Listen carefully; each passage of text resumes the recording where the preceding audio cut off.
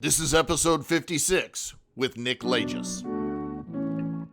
I think, and I've heard, some people say, well, once people ask about work-life balance, I don't want to hire them. And I think the absolute Exactly. opposite.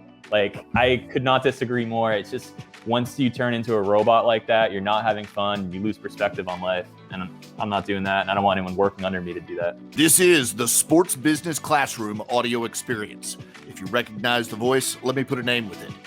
I'm Bo Estes, a host on NBA TV and an announcer on NBA.com. And I'm one of the instructors at SBC. Welcome to the show. Now, breaking into the world of sports can seem daunting, but if you're looking for a leg up, you've come to the right place. Each week, we talk to top-notch figures all across the industry to bring you lessons and advice to learn from. Thanks for spending some time with us today, and let the experience begin. Landing a job in the NBA is no easy feat, no matter if it's as a player, front office exec, agent, or even in the league offices. But one surefire way to put yourself ahead of a competitive talent pool is an extensive knowledge of the collective bargaining agreement. And Larry Kuhn is undoubtedly, and I can't stress this enough, undoubtedly the leading expert on planet Earth on the subject, and he's been teaching the material to teams, agents, media, and students now for over 20 years. And for the first time ever, he has an online course containing all of his material available for purchase to the general public. CBA Mastery with Larry Kuhn is available on demand with no expiration, so you'll have access to this material whenever you need it. To learn more and enroll, please visit sportsbusinessclassroom.com today. Nick Lagios is a story that, frankly, we're all pretty proud of at Sports Business Classroom and Hall Pass. You see, Nick is one of our own. He's a graduate of the Sports Business Classroom, but frankly, he's done so much more than just that. Nick has been involved with the Stanford basketball program. He's traveled to Australia and been a part of the NBL with the Sydney Kings. He's worked with the South Bay Lakers. Basically, what we're telling you is Nick has put the work in, and through all that hard work, he's earned his latest opportunity.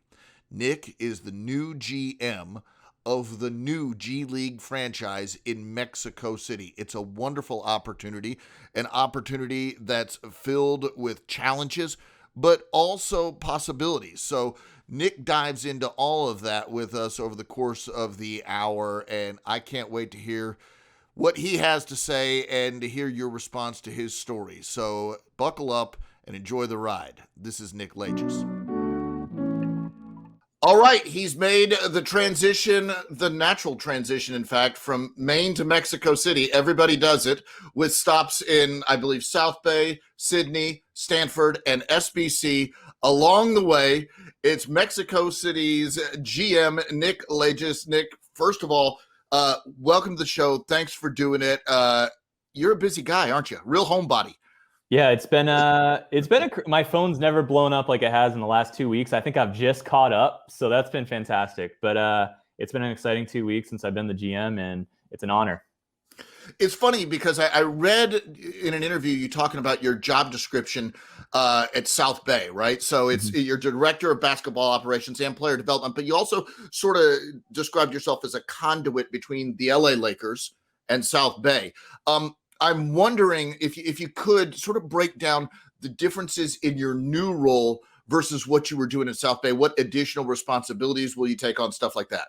Yeah, so with South Bay, I'd say my role was about 60% South Bay, 40% LA Lakers. So when the South Bay season ended, we would focus on the workouts in the Lakers facility. We then focus on Summer League, and then we'd focus on training camp for the LA Lakers, which is, like the two-way type candidates you're looking at. And, now we don't have that. So it's going to be a little interesting on how we're going to do this process. The G League is still figuring out the details on, because we can't give an Exhibit 10 because we are, we don't have an NBA team. So we'll figure out that process, but it'll still be similar. And we're trying to find diamonds in the rough. We're trying to have Latin American players. That'll be a major difference. We want about 60% of the roster to be Latin American players. So that's about 7 players. And, hopefully a couple of those guys can make it to the NBA, like Juan Toscano, and really get more Latin American players into the NBA. That's the main goal. It's a great opportunity to be a conduit from Latin America bouncing to the NBA. That could be a great stop in between. And I read a quote from you. I want to get it right. You said, "I'm a big fan of learning about different cultures." Yeah. This must just really feel like a great landing spot for you. It's perfect. I mean, like I always said, if I wasn't working in basketball, I'd try to work for an embassy or something overseas. And this is just, it's best of both worlds. And I think we could do a lot for the country of Mexico by building up Mexico City to be the global city that it is. And, it doesn't have a U.S. team in it right now, a U.S. league team. And now joining the G League, I think we could change the perception of the city and make it one of the most popular cities in North America. Nick, I think you're going to have some interesting points of contact in your job down there because you are going to be home base for NBA communication down there as well. Also, G League, because there is going to be a team within the greater umbrella of the NBA down there, and it's going to be you guys. So, do you see that as an opportunity? Absolutely, and they do have the academy down there, so Yeah, we'll look closely to work with them. But I think it's great for Latin America basketball. And I read a stat that there is only 10 Hispanic players in the NBA. It's like 0.2%, and 6 of them are from Spain. So there's only 4 from Latin America. And it's like if we could move that up to 1 or 2%, it's like a billion people. That'd be awesome. What appealed to you about this challenge when you first saw this opportunity? What made it tick in your head? This is the right move. First I was looking to get back overseas. I was in Australia before I came to LA, and that is just, as I already said, like my passion. I studied geography, but I wasn't going to go if I had an awesome NBA or G League opportunity. And with this, I got 2 birds with 1 stone. Also, this is just building the team essentially from the ground up. They were in the LNBP for 3 years, so it's not like it's a brand new team, but we are starting a lot of things over, and I think that's really exciting. It's going to be, I think, a lot more difficult than my job was with South Bay, where you have all this support. You have a marketing team. You have 200 people in the office, an accounting department. I don't know how that's going to work, but wow. but it's going to be a challenge, but I'm really excited for that. Well, one of the things that continues to shine through in your story is how hard you work. How I read stories about you sleeping in the office. I believe it was Stanford and stuff like that. I assume that's your solution for these problems. That nothing can't be beat. That I can't work through. No problem can arise that I can't work through. Is that sort of the mentality or the approach that you're taking? Yeah, I mean, I think one of my biggest pet peeves is when someone says something's too difficult, and it's just like, I remember I asked someone something if I could have some job someday. Like, yeah, I don't think so. I'm like, hey, I played middle school basketball in South Portland, Maine, and I'm wearing a Lakers shirt right now, and I'm not a crazy student. My parents don't even really like basketball, so if I can do this, like anyone can do anything, and we're going to work hard. The people I'm going to hire are going to work hard, but we also want to have good quality life, because I've had jobs where you don't, and that makes you break down, and I didn't have fun. Tell me about your background in basketball. I know you said you played in middle school. I got up to high school, which is, again, you're not talking to the NBA players when you told them I played in high school. It's not a level conversation. But No. I wonder what started your love for basketball. What memories you have? It's really, so I grew up loving basketball. It's just we were a big ski family growing up. My dad would work at the ski mountain in Maine, and he'd get us free passes all winter, and that's just what we did. So I played middle school, and then I did rec ball is like during the week in high school. But it was really the Boston Celtics. They were pretty bad for a while when I was growing up, but once they got the big 3 and became great, that was right around my senior year. And it was just the coolest thing ever, because the team was kind of asleep for about a decade. And then, New England fans are kind of crazy. So once a team gets good, it was just the whole region getting around the team and just seeing that team come together. And then going against the Lakers, it was just like that series, I think, kind of propelled me. And then when I went to Colorado, I was streaming all the games on some websites that I don't even know. I mean, there wasn't League Pass or anything. And I was just like, I need to do something with this. This is all I do and all I care about. Like, I should probably try and make a career out of it if I can. So when did that happen? So there's a lot of people that love basketball and love watching basketball. Do you remember a moment in time or a few moments where you said, okay, I'm going to take this love and make it a job and make it my life. Where was that? I know exactly what it was. It was middle of senior year. It was after the first semester of winter year. I was at the bus station taking the bus to the airport to go back to Maine. So we had like a 5-week break. And I small talked this guy that was in my class. I'm like, oh, like, what were you up to this past semester? I like barely knew him. And he's like, well, I had this internship with Cronky Sports that's ending, but yeah, I don't know. I'm just gonna hang out the second semester. I'm like, are they gonna hire anyone? Like that sounds really cool. Like Cronky Sports, they have Denver Nuggets, they have Colorado Rapids, Arsenal. I was like, whoa. Yeah. So then he connected me with the hiring manager, and then within a few weeks, they offered me an internship. But I had a huge fork in the road. It was either have an internship where I'm in the mountains, like measuring snow for avalanches. It's through geography, which is like, okay, yeah, that's your major. That's me. Yeah, I love that. Yeah. And the other one was community relations with Cronky Sports, and it was just a massive fork in the road. But it was pretty obvious. Like I'll always love the mountains, hiking, traveling. But this is an opportunity that I felt like I needed to take, and that community relations had nothing to do with what I'm doing now. But it was able to open my eyes to all the jobs that there are in basketball, and to know that it is possible and it's not impossible. And average basketball players like me can thrive in it.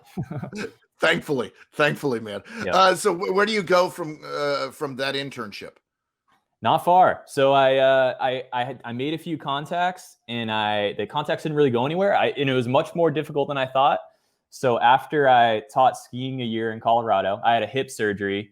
So that put me out for like 6 months, and I taught skiing in Winter Park, Colorado. And from there, I was kind of figuring out what to do. I really didn't know, but it was a great kind of reset in life.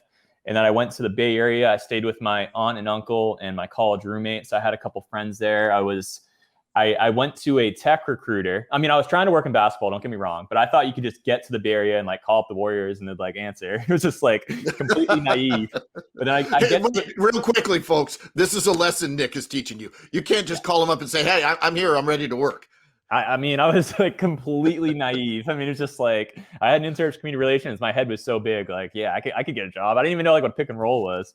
But then I was kind of striking out. I started to talk to a couple universities about doing camps, but I went to a tech recruiter. I'm like, let's just try and do something. Like, and then they're like, well, what do you think about, why do you want to work in tech sales? And I grew up sailing, like sailboats. And I was just like, oh yeah. And America's Cup was happening there too. So I was kind of in like the sailing mindset. And I was just immediately came to like the technology and sales, like the new like kind of carbon sales. I was like, well, what do you mean? Like, I had no idea. And I left that recruiter, the meeting, and she's talking about like the stuff I didn't even understand. I'm like, I cannot do that. Like I will quit within 2 weeks. Like I need to do something I'm passionate about. And eventually I did a lot of basketball camps in the Bay Area. I did 7 or 8 of them at Stanford. And that's how I got to know the Stanford staff. And I'm like, I'll work for no money, whatever you want. So, before each camp, I was pumping up all the balls. I was cleaning off the court. And from there, they hired me as their intern. But I, again, went with no experience. I would suggest to as many people as you can, do as many camps as you can. Not only are they super fun, but you get to meet not necessarily the Stanford coaches. You meet all the people you work with, who now a lot of them work in the NBA. When did SBC become a part of the picture for you? So that was after my second year with the South Bay Lakers, and we had a video coordinator named Adam Cave actually, and he went to SBC, and he was speaking very fondly of SBC, and I was very skeptical because I went to another summer league kind of classroom thing, and it was I don't want to say a scam, but like going down that road. So then I'm like, yeah, sure, I'm sure it was great. But he unfortunately passed away in a motorcycle accident, which is absolutely tragic. And his father actually recently passed away. And but Susan Cave, Ian Cave, fantastic people. I still talk to them like they're family. And but SBC was fortunate enough to give me the Adam Cave scholarship. I went, and it blew my expectations out of the water. It was exactly what Adam Cave said it was. And if not more. I mean, you get the community that I'm still a part of, and it was. It's obviously super tragic, but I'm fortunate for the opportunity. Yeah, it's interesting because I know that his family, and it's sad about his father, remains a close part of SBC. I had a chance to meet them in 2019, but I think jumping topics a little bit. So Sydney is in the mix. I work with the NBL as well. I call some of their highlights too, and I've fallen in love with this league. I really have. Tell me about your experience with Sydney. Yeah, so I went to Australia after I was working at Stanford, and I was sleeping in the locker room. I'd have like a That's unreal, man. That's unreal. It wasn't every night, but I'd literally have like a 4:30 a.m. airport ride, and then I'd have to come back to film a workout at like 7, and then like I'd be there till like 9 at night. It was just taking a toll on my body and health and mind. And I'm like, if this is what basketball is, I will go do software sales, and I don't even know what that is. But I obviously Australia abroad, high minimum wage, so it's possible. That was on my radar, and you can get a 1-year visa. So that's why I went down to Australia. I had a few contacts, like by a few, I mean 0. But then I knew one Australian who knew, like 10 Australians, which is half the basketball world, named Shenton Way. He now works for the Utah Jazz as a scout, but he connected me with some people, and I just walked into the Sydney Kings practice, and you're like, yeah, come by at this time. And they're like, okay, next time come with your gym clothes. So then I essentially was their video coordinator, volunteer, team assistant for the year. And it was a fantastic experience. All of basketball in Australia was awesome. I also volunteered at AIS, the Institute of Sport, and learned much. And it's just an awesome community of basketball there. So you understand, I guess, about the infrastructure about Australian basketball, because, in covering this league a bit now, I'm seeing, Ben Simmons, Josh Giddey, all these players coming up that are Green, all these really talented players. Is that it, at least in part due to the infrastructure they put together? It's interesting. The infrastructure is actually changing quite a bit, and it's kind of changed since I went there, because now those players are either playing in the NBA Academy, or a lot of them, like Josh Green, I think he went to high school in the US. It's a little, it's getting away from the traditional of going to AIS. That's where all your best Olympic sport athletes go to, which is in Canberra. They all go there and train. That's what it used to be. So now it's kind of in this transitional period where I still think AIS will get some really good players. I think they're partnering with the NBA Academy, which can only be solid, can only be good with the money they have.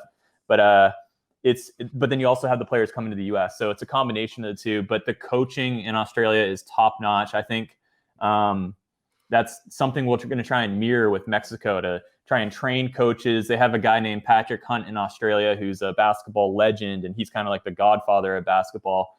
And just their network of coaching, Andre Lamanis and Damian Cotter, and the talent of Adam Capehorn, that talent of coaching in Australia is really impressive. Yeah, it's impressive. Yeah. I wonder if you see it as an advantage for you coming into this job in Mexico City, having worked internationally, like in Australia, in a place like that before, and understanding that international connection and how to make that work. Do you feel like that's an advantage for you?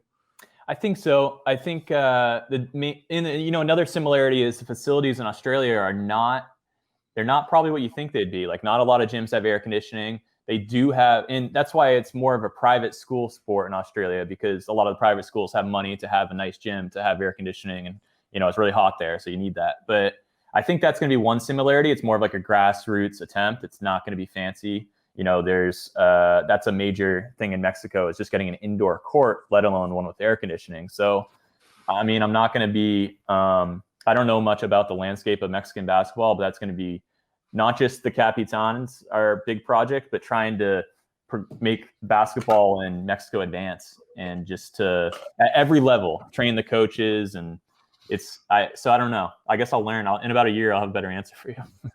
You're going to hit the ground running, I'm sure. You mentioned in an interview, and I think this is fascinating because we share something else. My favorite international soccer team is Barcelona. Me too. I saw that. So I absolutely love that squad. And a part of it is, and I believe I'm pronouncing this right, you probably know better than I do, the La Masia. And so La Masia, for people who don't know, is Barcelona's academy, where they train players at a very young age in the Barcelona system to come up and become a part of that, I guess their first team. So guys like Lionel Messi have gone through La Masia. And I wonder if you can't replicate that in any perfect way, but I wonder if that got you thinking in any way about things you'd like to implement either in Mexico City or in anything else you're sort of moving towards in your career. Well, as of now, they do have an academy. It's I'd butcher it. It's in Spanish, but they do have an academy, and they're looking to expand this academy. And I think we're just starting this process. I'm talking with the video coordinator who's also down in Mexico City right now. He's already working with the academy, and we're going to think of ideas and strategies. But I think we're going to look to expand this to different cities. And we're going to focus on players, obviously, but we're going to focus on coaches. There'll be an academy just as much for coaching as it will be for players. But if we could have I even joked, I'm like, can we change it to La Masia? But I think that'd be the perfect. I think that's what the NBA would want from the NBA Academy, just to get players to go to those and off the NBA teams. But if they come to our team as well, I think that's exactly what we're looking for. And it's at this point that I'd like to apologize to any of our bilingual or Spanish-speaking listeners when I said the La Masia, because I believe that's the Masia. So, but in any case, man, I'm fascinated by the success of that project in Barcelona and how it yields results for the team, for the national team as well, because when you train those players and they turn out so well, it obviously impacts the national team and the game overall. I'm wondering, you talked about work-life balance, and you're still on the younger side of your career, obviously. And I remember I went to the Olympics in Japan, and we worked 7 days a week for 33 days. Our short day was 20 hours. Our long day was 22 hours. Mm-hmm. And that was the schedule that was on the wall. It was 7 days a week, 22 or 20 hours. You can do that for some time in your life. But at some point, the ship comes just crashing down. You can't do it anymore. So how do you plan to balance that? Because you're in a major leadership role too. Yeah. I think balance is key. You can only do that for a certain amount of time. And I'm not on the coaching side anymore. I think that I will still work long hours as a GM in the front office side, but the coaching side's gets pretty intense because, games would end at 11 p.m. and I have to start editing the game at like 11:30. And then the downloads used to be slower. So I'd finish like 1 or 2 almost every single night. And that was when I was with the Lakers too. So I think, and I've heard, some people say, well, once people ask about work-life balance, I don't want to hire them. And I think the absolute exactly opposite. Like, I could not disagree more. It's just once you turn into a robot like that, you're not having fun. You lose perspective on life. And I'm not doing that. And I don't want anyone working under me to do that. Do you have that fear though, when you're in an interview? And trying to get a job that, like, if I start talking about work-life balance, what I'm actually talking about is like, I'm not going to be here 24 hours a day. And I'm not, do you worry? I mean, it's an honest worry. I wonder. I think if they were to expect me to do that, I wouldn't even want the job. And I've heard, Greg Popovich said, he's a basketball coach, but he's a wine connoisseur. I heard like Brett Brown say he loves to travel. He loves to be on the beach, and he's a basketball coach on the side. And I think a lot of people in our industry, maybe any industry, try and hide what their passions are and what they really like to do. And some it is basketball. For me, it's here playing beach volleyball, hiking, skiing. Yeah. And to think like I'm going to want to win as much as anyone, and I'm going to want this to be successful as much as anyone. And I would never do anything to sacrifice, but I'm not going to pretend like I'm going to have fun when I'm not at work too. Well, I think also the NBA is undergoing a pretty big mental health initiative, and I think that work-life balance is a part of that, frankly. You don't want your people to crash and burn. And it's unrealistic to expect that. So I imagine that the push is more towards your mindset, at least. I wonder, because like I told you before we started talking, I looked at the map, and I looked at where Mexico City is on that map, and I looked at where the other reasonably close teams are. Is that one of your biggest challenges, or what would you say your biggest challenge is going in and trying to successfully run a Mexico City G League franchise?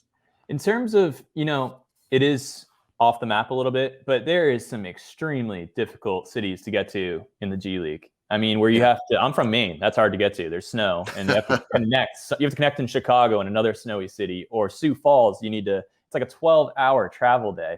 Mexico City, there's going to be a lot of direct flights. So it is a little far, and you have to go through, customs and stuff like that. But I think there's going to be some benefits with it being a massive city, and there's going to be all these direct flights. I think that's extremely underrated with the G League. I think our biggest challenge is going to be, first time through, first time we're using these hotels, first time teams are coming to these hotels, and it's not, Mexico City is an amazing city, but it's not like a quiet G League city, which every other G League city is. You go to a lot of them, you're in a parking lot, like an hour outside of Austin. You're not in Austin.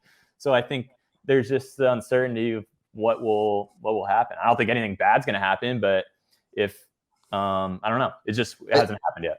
I think Mexico City is about the size of New York City. I mean, it's a massive, massive, massive place. So it could be a fun place for these players to go to for sure. And I wonder, like if in your mind, getting players to go down there and play for that franchise, I imagine some of these guys are going to be really attracted to that opportunity as well, to have that international experience and to have that opportunity in a big city, especially a new team where eyes will be on it. Do you see that happening? Yeah, and I think there'll be some skepticism before. I've already kind of heard it, like, how you can get players in Mexico? It's like, well, you haven't been to Mexico City yet, but I think they will love it, and I think it might take a year for players to realize it. But in a lot of these G League cities, like I just said with Austin, you're not in Austin. You're an hour outside. Dallas, you're an hour outside of Dallas. Toronto, you're an hour outside of Toronto. So you're kind of in like the suburbs. So when you come to, downtown Mexico City, I think that will be attractive. And I hope it will be. And also, we're not going to have NBA players. I think that's going to be my big selling point.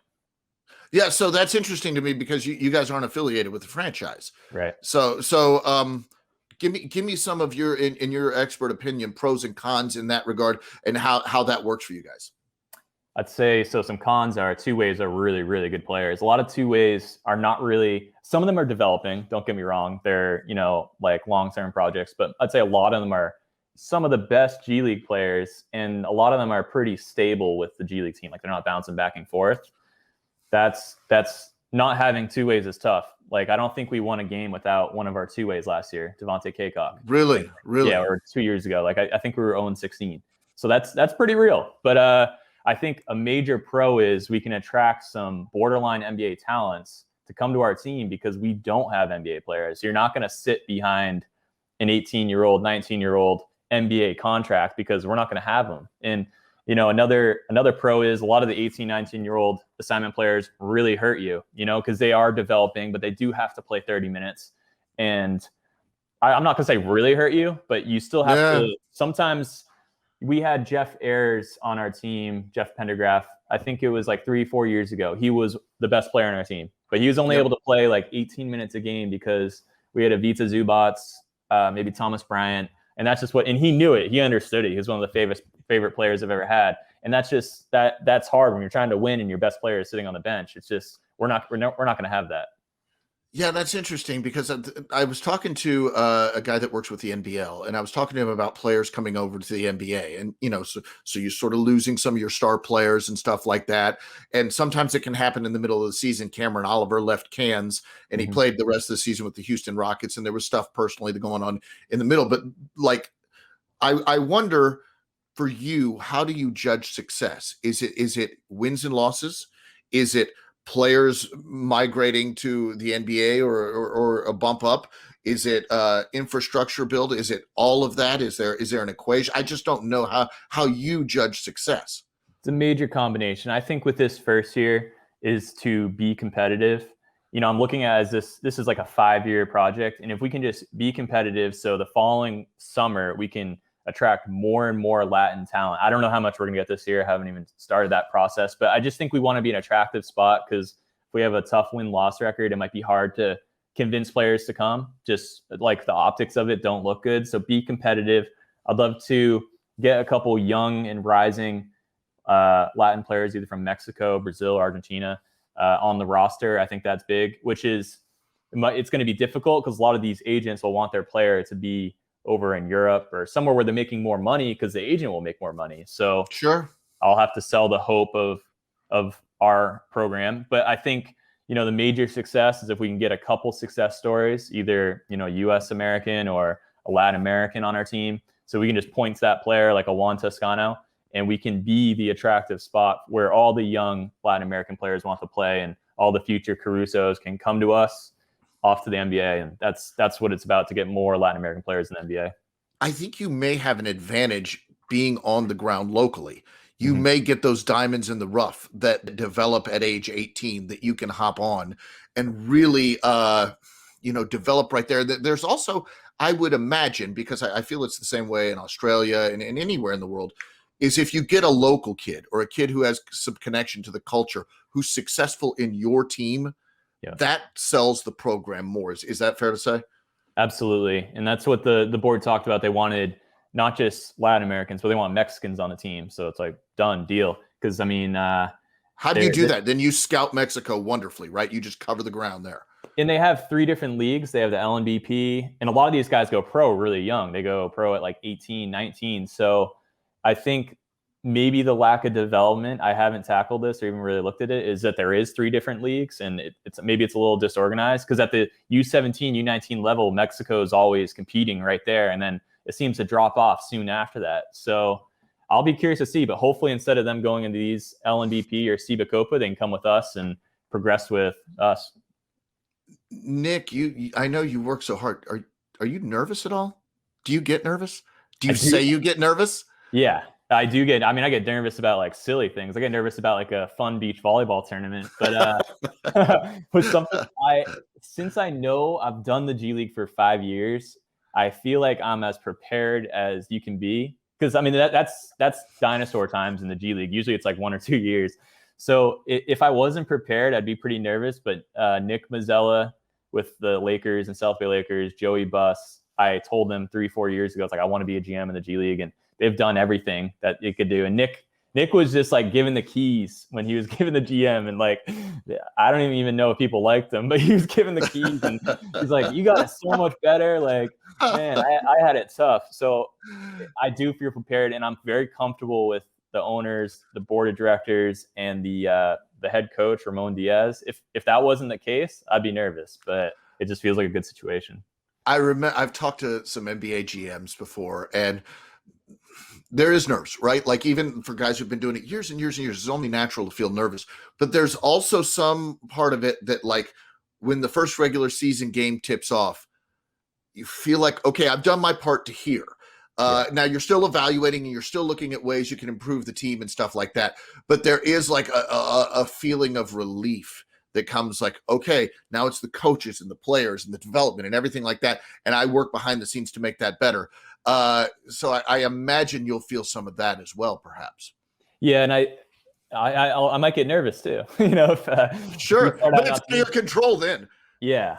I mean, but again, it's like, we are going to do the best that we can do. And it's just like, not to sound like cliche or lame, but I think it will be good enough. I'm not going to say like, it's not going to be good enough. We're going to do the best we can. And I don't think not many GMs are as experienced as I in the G League, and Ramon's awesome. And we're going to hire some other people with G League experience. So if we weren't prepared, I'd be nervous, but I know that we'll be prepared. And, again, but if we start at 0-10, I might be nervous. I don't know. What was the interview process like for you? Was that pretty smooth? Were you very comfortable through that? So I was on the prowl for like 3 years. Once I heard there's gonna be a G League team, I was like, I want that. But then I don't even know how they got my resume, but Juan Manuel, who's now on the business side of the team, he emailed me like, wow, like didn't see that coming. And then interviewed, went very smooth with him. And I didn't know if their expectations were gonna be, like crazy, like you need to, win the championship first year or something. And it wasn't. They were very realistic. Like, do you think that this project's like possible? And I was like, yeah, like it's going to be a multiple year project, but like we've gone to the moon, we've done more difficult things, but it was all very smooth. And that's why I'm not very nervous. It's been awesome so far. As someone who works in television, I love these documentaries I see, like behind the scenes with the team. I'm hoping you guys put something like this together. I would love to see the story of developing a first-year team in that first year in the G League, in Mexico City, the different cultures meeting up. I think there's just an opportunity to tell a wonderful story there. I've actually brought that up. I am a documentary. I have an Instagram called Docu Scouts. If anyone wants, I watch like 3 documentaries a week, and I like rate them. Not plugging it. I don't really care. But no, but I love documentaries, and I brought it up to the chairman, like, why don't we get like Amazon or Netflix? I don't know that industry at all, but I think in the G League in general, there should be more documentaries on following these players who play in the G League, then go to South Korea, then go to Indonesia within like 4 months. I mean, it's like It's wild. unbelievable. And then there's just like no real coverage on that. Or a player playing in like Iraq or Syria, like that's happening right now. You know, it's just like, I think that's a story. I don't know if you saw the Last Chance U basketball Yeah. thing. I mean, it's just a fascinating story, and all these characters and all these lives, and their dreams are just hanging on the edge. Yeah. And you get used to working in the NBA, and you see, they're flying a private jet here and there, and it's fascinating. It's amazing. That's a great story too. But these people whose dreams are hanging on by a thread, I think there's something there, and I think yours is different because it's not hanging on by a thread, but it's a new sort of venture. It's the G League sprouting out into Mexico City, a new culture, a huge, huge city. I would watch it for sure. I hope that they pull something out like that, because I think you guys could really do something special. I'll bring it back up again because I agree with you. I'm like, this is a great story. But no, but it's interesting because the G League used to be hanging on by a thread. Like if you got cut in the G League, career could be over. Even when I started 5 years ago, now it's like if you get cut, you'll go off and go play overseas, but it's still a hell of a story. So Mexico City calls you, Nick, you got the job. Congratulations. First of all, what was your reaction like? Well, it was actually, I was probably waiting for it for about 9 months. It was looking good. And then the pandemic, and then they weren't in the bubble. So I was still working for South Bay. So I was just kind of waiting. I wasn't quite sure if it was going to happen or not, but a real sense of like accomplishment and just sticking with like having a goal and then having it come true it felt pretty good. I thought I was gonna be more nervous, honestly, but once I kind of met everyone, everything felt smooth so far. Who's the first person you called after you got the job? Yeah, my mom. Yeah. And then she was the first. I remember when I called her when I got the Laker job, which I took a trip out to LA. I was in Maine for 3 months after I got back from Australia. And I met them for lunch, and then I was going to meet my friends at Stanford because I needed to get a job. And then I was going to work in tech or something. But I'm like, they offered me a job. And she's like, what? Like, what are you talking about? But I mean, this one was a little more expected as I was waiting for about 9 months for it to be official. But yeah, she was the first. Was she pretty excited? Absolutely. Yeah, they know that this is just what I want to do, and she knows my passion for international things, and her, my dad and her were both very excited. What do you have as far as advice for, particularly now that we're coming out of a pandemic and there's people that remember back when you were at that age where you're making decisions on which direction my career will follow, and they're wanting to chase their basketball dreams now. What advice do you have for them? I think, I've talked to a lot of people in the last couple of weeks about this. I think just keeping your options open, because you can't be picky. Like there's just so few opportunities, and you can't be picky with these certain things, and you're not going to have the job forever if you're sleeping in locker rooms. Like there is an end in sight. But I think another thing is like there is a lot of luck involved, and you just have to focus on what you can control. Because I remember I used to get really frustrated when other people would get opportunities because whatever reason, and I didn't even get an interview or something. You can't let that bother you, because it's just a waste of heartbreak and waste of brain energy, and just focus on what you can control and do what you can control. Last thing I want to ask you before we let you go. We've talked a whole lot about basketball. What do you do to keep yourself motivated? Are you reading books? Are there books that you'd recommend? Is there something you do to stay recharged? Stuff like that. Yeah, I mean, a major one is I just like to go on walks, like to run. I am reading Dare to Lead. It's by Brene Brown. I'm not very far in it yet, but yeah. I think for me, my recharge is having a life outside of basketball. And I'm not saying I like go run like 8 miles. I'm not some superhuman, but just like doing stuff outside that takes my mind off completely. So when I do come back, I come back to work. It could only be an hour, and that's what we did with the South Bay Lakers, LA Lakers. We'd work out in the middle of the day, Nick Mazzell and I, for an hour, and then you're kind of like at that 1 p.m. feeling where you just want to like sleep, but you come back, you weren't thinking about it, and now you're back to work, and it's normal. So I think for me, recharging is just getting away from it. Okay. Well, man, we're so proud of you as far as an SBC guy doing this. This is it's so wonderful, and we're glad the experience you had with us helped you, at least in some small way, to advance your career. We'll stay in touch, and we wish you all the best of success, man. I appreciate it. And any SBC student or anyone, reach out on LinkedIn, and I'm sure I'd love to help out this summer. So hopefully I'll see all the new SBC students there. Yeah. Thank you so much, Nick. Good luck. Thanks. All right. Thanks so much to Nick for joining us on the Sports Business Classroom audio experience. And we'd like to thank you for listening as well. And a reminder, please like, rate, subscribe wherever you are listening to us, and give us the feedback. We love the feedback. We love hearing your input. If you have guests that you'd like us to jump on, we'll do that. And just any comments, any ideas, we want to be a part of the discussion. So you can reach me at NBA Bo, that's NBABEAU on Twitter, and Sports Business Classroom directly at Sports Biz Class. And remember this, Sports Business Classroom is taking early interest for 2021 out in Las Vegas over the course of Summer League. So if you want to get involved, go to sportsbusinessclassroom.com, jump on, make it known, and we'll see you in Las Vegas. Thanks for listening, everybody.